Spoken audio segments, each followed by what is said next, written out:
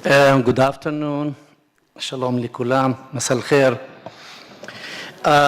It gives me great pleasure to participate in this important conference.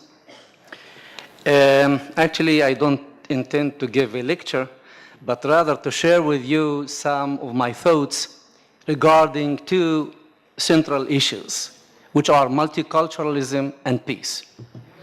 And I'll do it first based on my personal experience as both a Palestinian and Israeli citizen, which is a bizarre identity, but I live it every day. And secondly, based on the experience of the world. Let me start with the world experience. With the start of the new millennium, internal conflicts are becoming more and more salient. While the 20th century was a century of big wars between countries and nations, the First World War, the Second World War, the Cold War, and many others, it is most likely that the 21st century will be characterized by internal conflicts within countries over issues of religion, nationality, ethnicity. This is what makes the issue of dealing with cultural diversity so important in every single country in the world.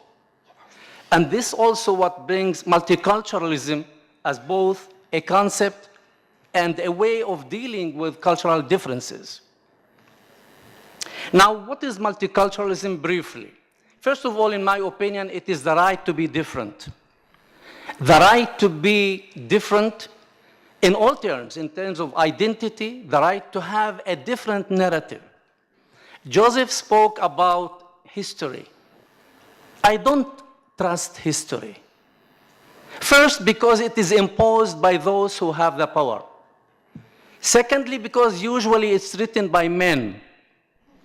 Thirdly, because it ignores minority groups and those who don't have the power, unless they become powerful in order to rewrite faithfully their own history. And in a country in which there is a little land and a lot of history, unlike many other countries, when I was visiting professor in Canada, I used to say that you have a lot of land and little history. Our problem that we have a little land and a lot of history, and each group, the Palestinians and Israelis, have their own history, their own narratives, as you rightly said. And this is why I think that the principle of multiculturalism is to accept the narrative, even if we don't agree with it. Secondly, knowledge. That is, if we want to build multicultural society, we should first of all know the culture of the other. We have saying in Arabic that al-insan adu ma yajhal. People are enemies to that they don't know.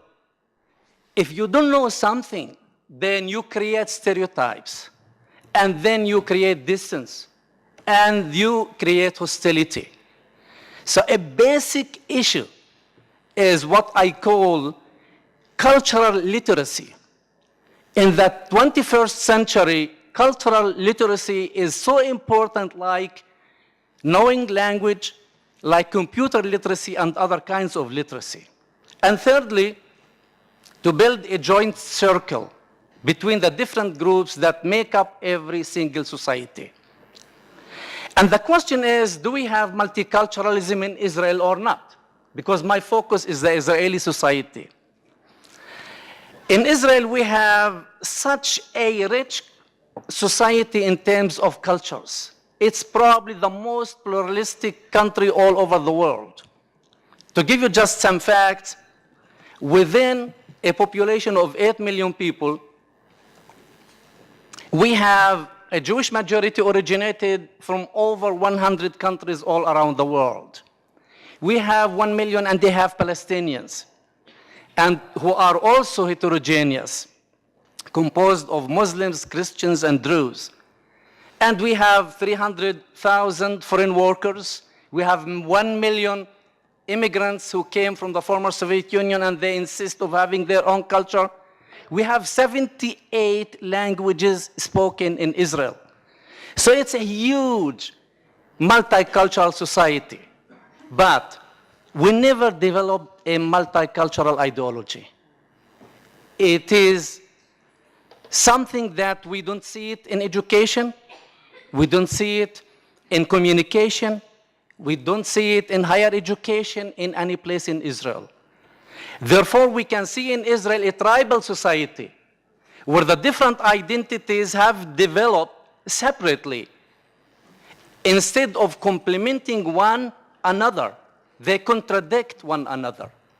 And this is a basic issue. Just to give you an example from the education system, the personal experience. You know, I studied in Israel. I'm Israeli. I was born in Israel. I studied in Arab school, in which we studied Hebrew literature and language much more intensively than we did about our own language. We studied the Mishnah, the Talmud, the Bible. We thought even that Bialik is a Palestinian poet because he spoke about nationality, about dignity, about identity. We never hear these expressions from a Palestinian poet. But when I went to the university, I decided to continue my studies, sociology and Hebrew literature, even if it wasn't so enough for me. But there was no ideology behind my decision. It was because I realized that after completing my studies, like many other Arab university graduates, we have no alternative but to go back to our villages and to work in the education system. And then I said, okay, there's nothing to do with sociology, then I'll be a teacher for Hebrew language. Eventually, I continued my studies in sociology, and I'm proud to say that I've become the first Arab professor in Israel in sociology, and the first Arab dean, and also the first vice president, and many firsts. Actually, it's despite of being Arab, not because of being Arab, because we don't have affirmative action in Israel. But I have to share with you something, that in every step in my life, I realized how important was it to understand the culture of the people with whom I live. And this is a great loss of the Jewish majority, that they don't know Arabic, that they have very little opportunities to be exposed to the Arabic culture, to know the other.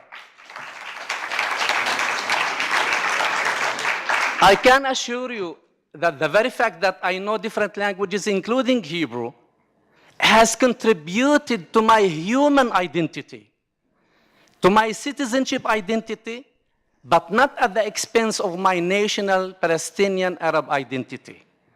And this is the major issue here, how to be exposed to the other culture, to the other people, in order to build cultural bridges. Now, how about peace? Briefly. Well, you know, in sociology, we call Israel an overburdened society because we cope simultaneously with two conflicts, the external Palestinian Arab-Israeli conflict and the internal conflicts. As to the external Palestinian conflict, I do believe that despite the deep conflict and the existing psychological and ideological problems, the peace process is irreversible, no matter how long it might take. Why I am so optimist? Because originally I am a sociologist of the family, and I can see peace between Israel and the Palestinians like a marriage in the traditional Arab society. In the traditional Arab society, marriage was not based on love story. In many cases, there was even alienation and hatred between the bride and the bridegroom. And since they didn't have the chance to meet, they were not allowed to meet actually, they needed a mediator. But once they married, the facts show that the divorce percentage was almost zero. It lasted long. Once I asked my mother, how do you explain that? Well, she talked and talked and talked. I can put it in my words. In order for a marriage to last, you need two main conditions: a mutual interest and to believe that you have no better alternative. This is exactly the situation between Israel and the Palestinians. They have mutual interest in peace, and they have no better alternative. But will peace resolve the internal conflicts within Israel itself? The answer is negative. As experience elsewhere shows, the resolution of the external conflicts just sharpen internal ones. And this is why I think that our efforts towards resolving the conflict should be accompanied by a social agenda and by building cultural bridges between the different groups in Israel, between Jews and Arabs, among the Jewish people themselves. I do believe that values of peace, cultural dialogue, human rights, equality, and democracy are inseparable, and they are crucial for the future of Israel, the Palestinians, and the world community. Thank you very much.